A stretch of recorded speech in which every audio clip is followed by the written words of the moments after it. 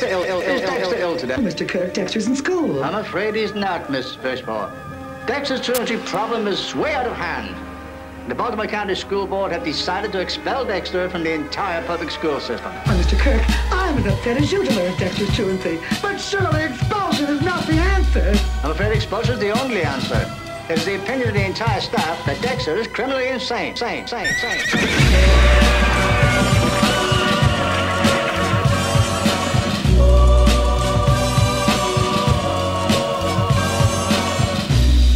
That boy needs therapy. Psychosomatic. That boy needs therapy. Purely psychosomatic. That boy needs therapy. Lying down on the couch.